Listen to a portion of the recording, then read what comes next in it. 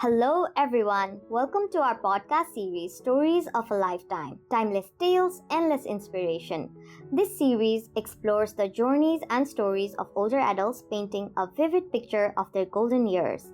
Our goal is to bridge the gap between generations, offering motivation and inspiration to deepen our appreciation of their experiences and wisdom. I am Lirisha Tuladar, a student in Miami University, and I'm thrilled to present our episode today. And today we have the honor of speaking with Diana, a remarkable 70-year-old who will share her incredible journey of how she had tackled her childhood leukemia and has successfully reached to this age and is sharing her story with us today. Our guest, Diana, is a 70-year-old dynamic older adult who lives around 4 miles of Oxford. And guess what? She likes more to play with puzzles and solve the problems. And she has other different hobbies which you might never even have heard of. And let's hear her story today.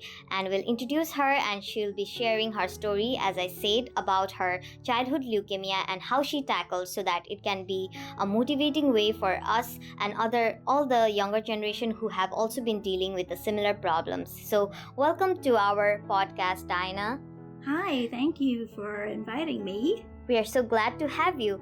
So, how about we start with a little bit of how you want to introduce yourself and maybe share a little bit of your hobbies? I found this hobby called geocaching. Maybe some of your fans know about that. But if not, it is something that you use an app-based kind of a central place to find out where these little hidden caches, or some people might call them stashes, of just a little container of some kind and some paper in it for you to sign to kind of prove that you were there when you later log onto the website and claim that you found it. Oh, okay. Then there's actual physical evidence that yes, you were there at that site. These things can be small as something you might mistake for a screw, or it might be large enough to put some little collectibles in. People refer to that as swag, stuff we all get. And they like to they carry some around when they're going to be doing this hobby so they can swap it out. Yeah. Oh, that's interesting. Especially if they're taking their kids along. And this is possible because I think it was back in 2000 that the ability to use the GPS satellite system was opened up to the public to the degree that it is now. It used to be the public could only access it and get within maybe 30 feet of something. But then, and only the military and governments and things like that could use the more defined ones. Okay. But now the public is able to do that. So didn't take long for someone to decide to make a game out of that, and that's called geocaching, and that's what I love to do. Oh wow, that's really interesting. I'm sure you in this age like to do such interesting stuff, and I'm sure our younger generation like us would also benefit from this great game as well. That's true, and it gives sometimes a chance to see a location that I maybe didn't even know was around. And when my husband and I go traveling, a lot of times we'll stop, if we're stopped at a restaurant someplace or we're at our location where we're going to stay, we'll turn that app on and we'll see, is there a geocache around here? Oh, okay. And sometimes there are several. And we actually, he has come to really enjoy it as well. So we look for him together. It's lots of fun. Oh, that's really interesting. Thank you so much for sharing about this new game. And also, this is your hobby, so I'm sure you're having fun with it. Very much, yes. Thanks. Okay, so then let's launch into our story. And since you say that you would like to share about the childhood leukemia that you had faced, but you have overcome it today and you're here with us. Yes. So can you share with when you were diagnosed, like how old you were, or how was the initial reaction when you knew about the diagnosis or something? I was 6 years old. Oh. And to kind of have a spoiler alert here, it only lasted until I was about 8 years old. Oh, that was nice. when the miracle happened, which I'll tell you about. And during that time that I had it, I did not know that what I had was something serious, something that other kids died from usually, and that was what my prognosis was too. But and thankfully, that's not so much the case with children with leukemia in present day. Yeah. A lot of medical advances have happened, Mm-hmm. and my parents took me to my family doctor Mm-hmm. because I wasn't bouncing back from a cold, a viral, upper respiratory thing like I should have. I wasn't able to walk a distance of, say, around the house or out to the garden or something without just getting so weak that I'd have to sit down and rest for quite a while. Oh, okay. When that wasn't getting better, they thought something was wrong. So it turns out that indeed they were right. There is something wrong. My local doctor kind of suspected that it might be leukemia. Did some blood tests, and he still suspected it highly. Sent me to Fort Hamilton Hospital.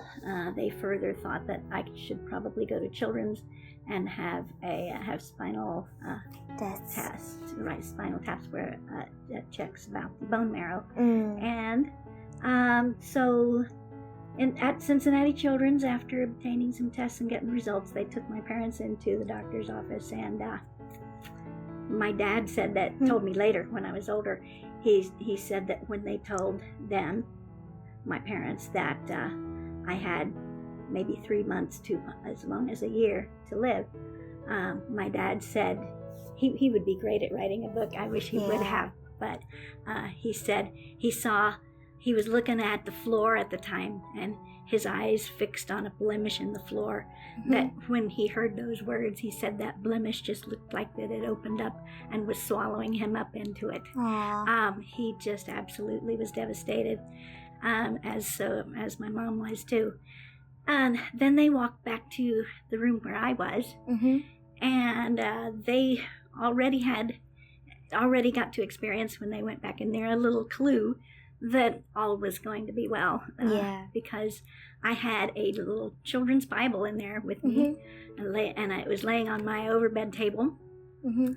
It had pictures dispersed through it, and so it was opened in such a way that there was a picture of the story of Jesus calming the storm. Oh, okay. And my mom and dad said that's what their inner being felt like it needed the most at that moment. So Mom and Dad were not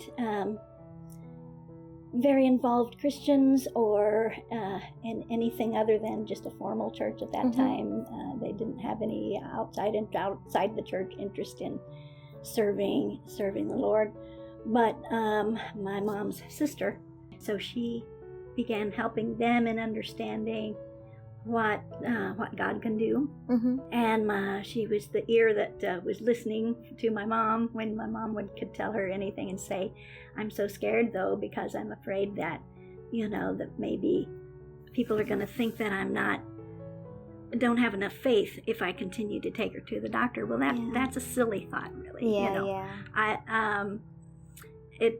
And especially since I was a child, she realized, there's no way she could withhold that. And thankfully, she followed my aunt's advice and said, go to the doctor also. These things are not contradictory. This is all going to work together. And so I was in the hospital a few times, had to have blood transfusions a couple of times.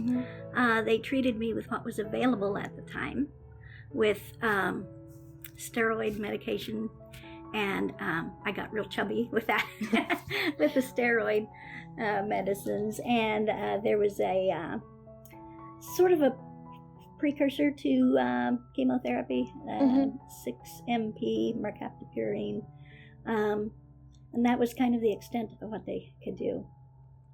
And everything like that kind of went as the status quo for a while. But when my blood count was getting a little bit more tricky to trust to just take the medications at home and see what's going on, sometimes I'd have some hospital stays so that they could do daily labs and that kind of thing. Coming back, and my aunt had heard of this fellow, a preacher, who had the gift of healing. a lot of people went to him, and it was a long distance away from Where we lived. Yeah, my mom and dad. I grew up on a farm, really close to here.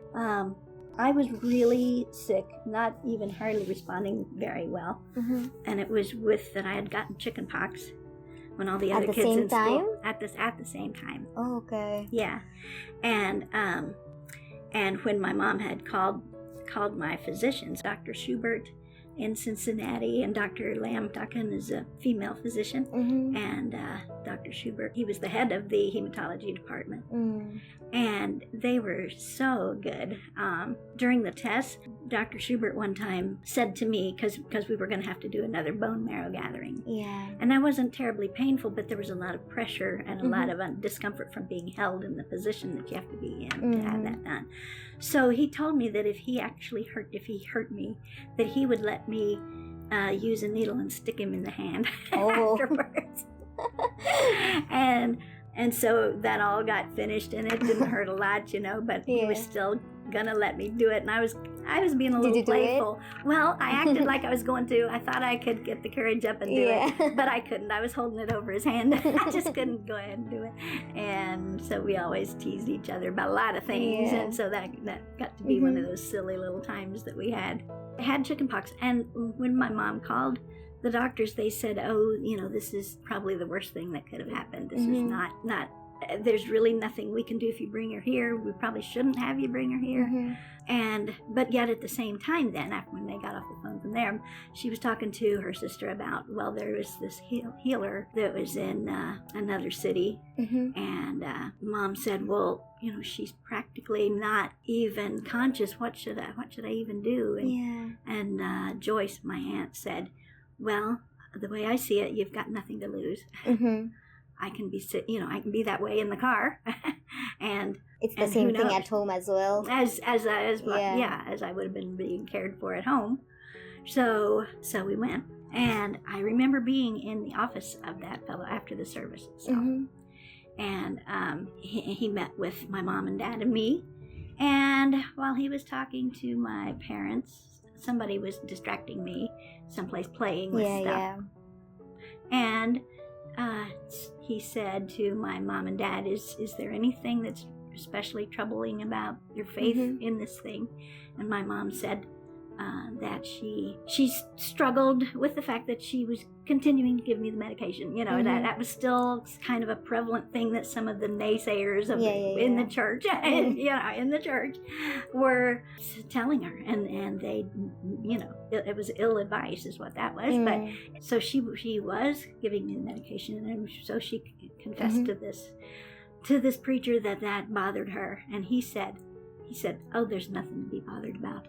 He said, you're not doing anything wrong. And then he said a prophetic thing.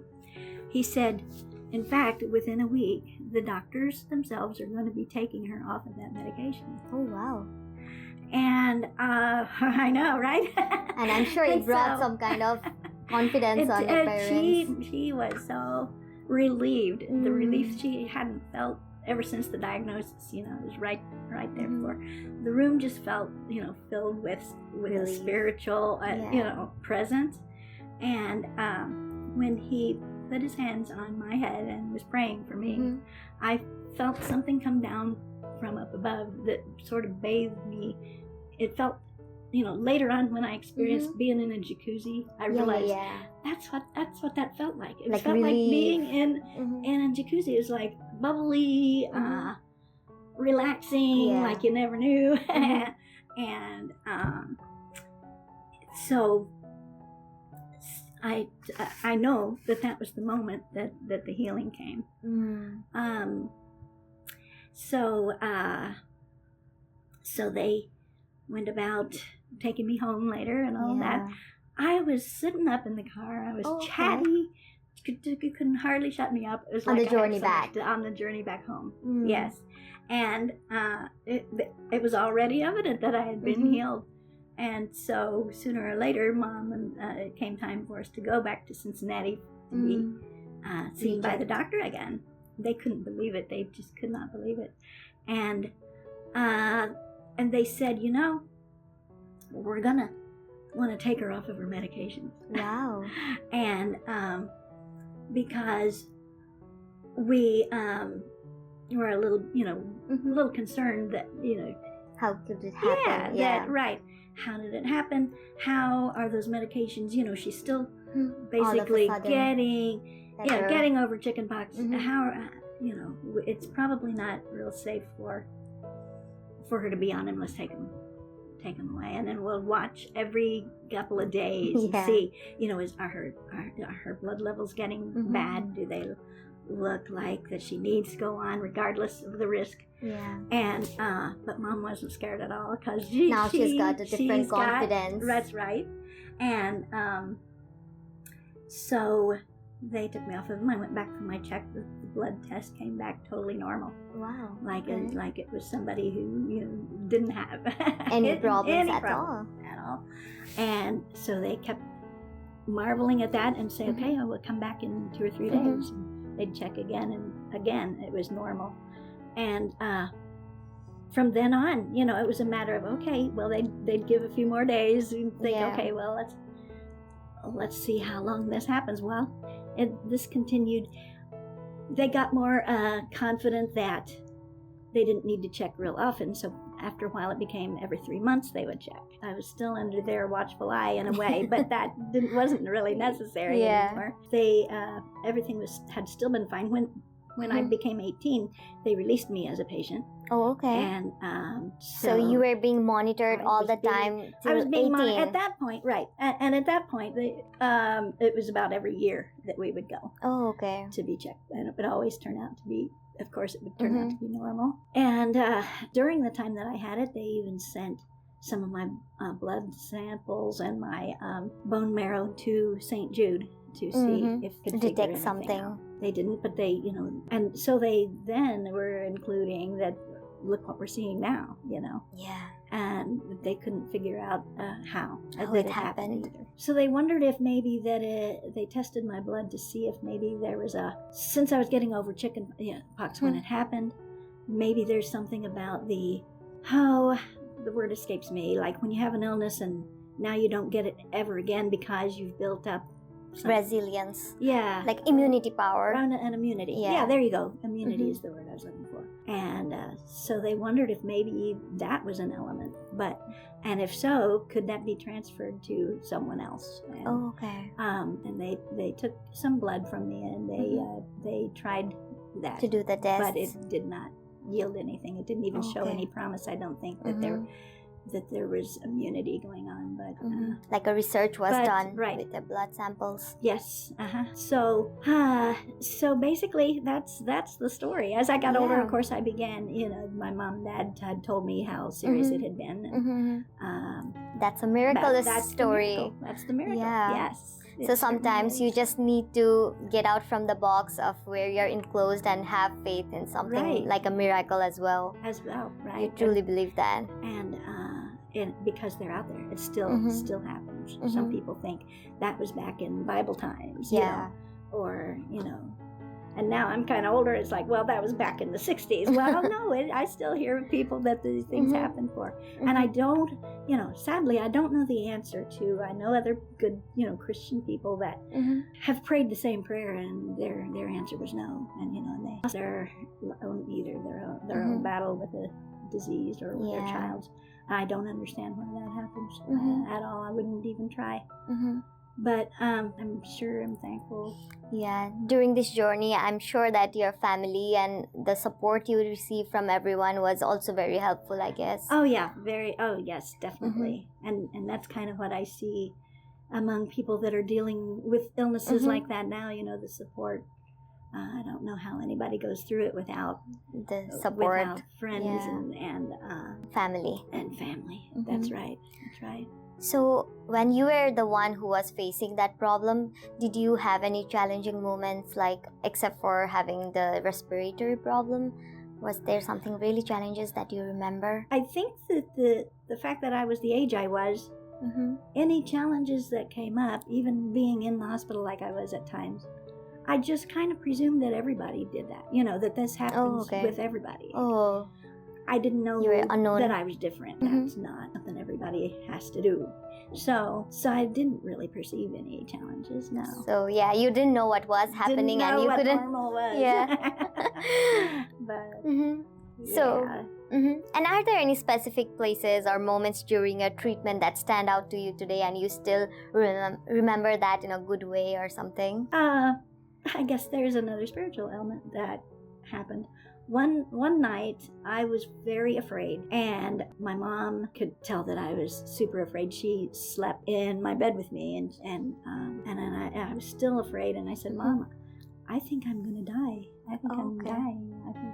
And she just wasn't gonna have that. She said, she said, we're gonna pray. And then I opened my eyes and I could see angels around my bed. They were standing all around the edge of the bed with their shoulder to shoulder. They were facing outward, which seems a little odd. Not facing to you, but outside. Not facing me. But I now understand that I think that because they were keeping at any spiritual attack from coming to me, so they were facing outward where it was coming from. And the other thing about them is they didn't have wings. They had drapey robe type. Outfits, but no wings. I guess it was your child imagination of angel. In fact, I of course told Mom about it, and then the next day I drew a picture of an angel the way it looked, just a basic sketch, and I put it up on a mirror. And my mom came along and she drew some wings on it, and I said, "Mom, it wasn't the angel I saw. These angels didn't have wings." So, and of course my fear went away at that moment as well. So yeah, that's really interesting. And did your illness kind of like impact your family dynamics or something? Like, how did they deal with your relationships with your classmates or other friends? The classmates, they knew that I was sick. And they were kind of careful of me. I'm not sure at what point that stopped. You did go to school. I did, and I was going to school all during this time. So So I suppose, I did feel a little bit isolated, I suppose. Yeah, because nobody knew how to take happens. I don't think that they were afraid they were going to get sick or anything. I think they just didn't know how to take. Yeah, they didn't know what it was, maybe, I guess. Right. At the same time, I didn't live in town. Most of the kids that were popular and had a big group of friends and stuff were kids that lived in town and had the chance to get together other places. Yeah. Because back then, at least in our area, everybody lived hard and worked hard on the farm and didn't have time to take their kids to all these different things, and soccer practice and all these kind of things. And I didn't know anybody or have anybody around that had kids that could drive.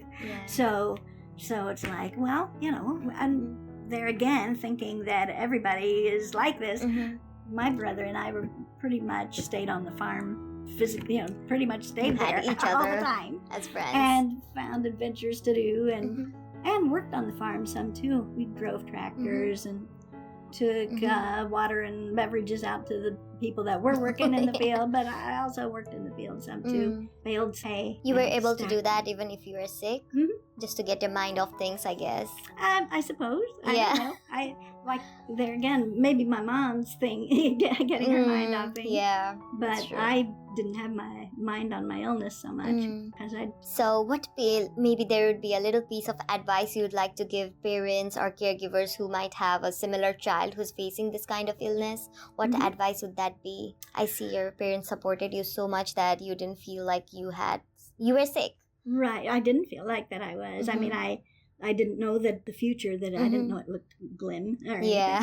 But I guess my advice would be, someone gave my mom this advice, and that is live so that you don't have any regrets. If there's something that you are thinking, I wonder if I should do that, or how are you going to know unless you do it? And you have to try to know something. It works, but it doesn't, right? And you haven't, and I would think that the people, especially the ones that turn to God, now some people I guess get kind of bitter and turn against him, but even for them I would say, tell God if you're angry. He knows it.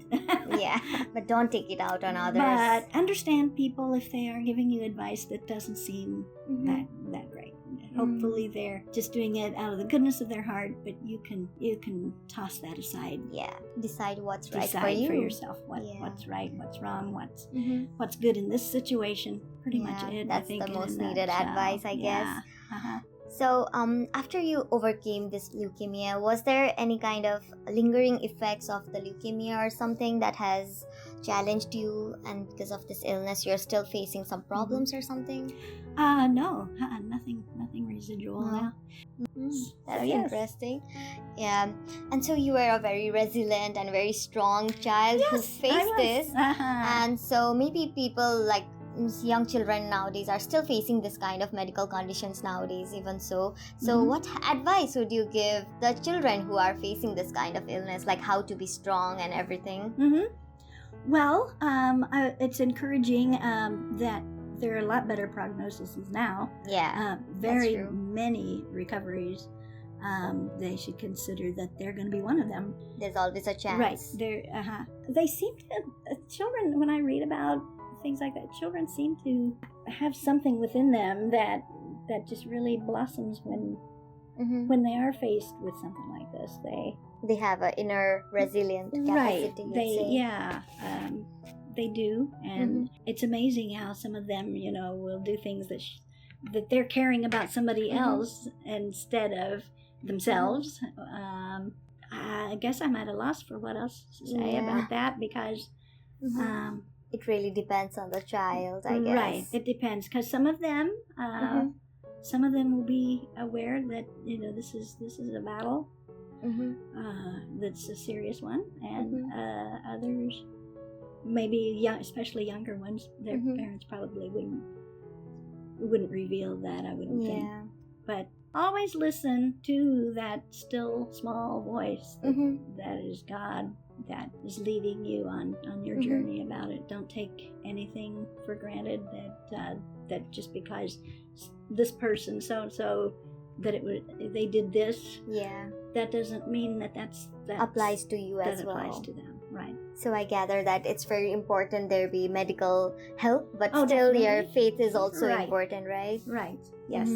I'm sure your willpower was also very much significantly in this miracle, I guess. I think so. Yeah. Because you didn't want to die, as you said, you were afraid. Maybe that kind of even still shows up in my desire to do things that are related to problem solving, even in my hobbies.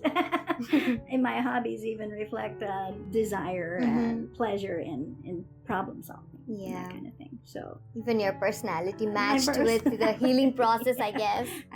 It may. I don't know which one caused which. Definitely, when you know that there's that there's a God who can do anything and has revealed it, you don't fear anything, you don't doubt anything, and you need to build that up in yourself as well, to realize that that your walk with God is going to be different than other people's walk with Your God. journey, every person's journey is different. Right. Yeah. Just because, Jesus had 12 disciples, and they didn't agree with each other all the time. They all agreed with Jesus.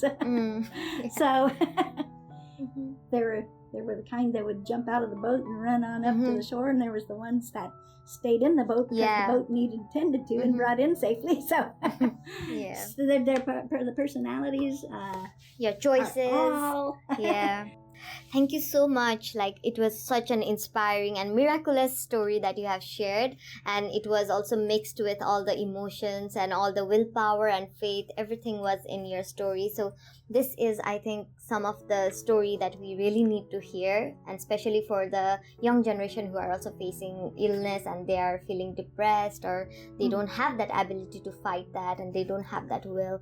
I think your story really would inspire a lot of younger generation like us. The same God is around and working and loving as has been. I've recently thought about how Thank you. Thank you so much. And as we wrap up today's episode, I want to extend a sincere thank you to our guest, Diana. Thank you for sharing your experience of your long, challenging journey as well, and also the miraculous journey, which has such openness and such a grace. And to our listeners, thank you for joining us in Stories of a Lifetime, timeless tales, endless inspiration. We hope you found Diana's story as inspiring as we did. So remember to subscribe to our podcast so you'd never miss an episode and never stop being inspired by the stories. If you enjoyed this episode, please leave us a review and share it with our community. Until next time, I'm Lirisha Tuladar, encouraging you to listen, learn, and connect with the stories that shape our lives. Thank you and take care.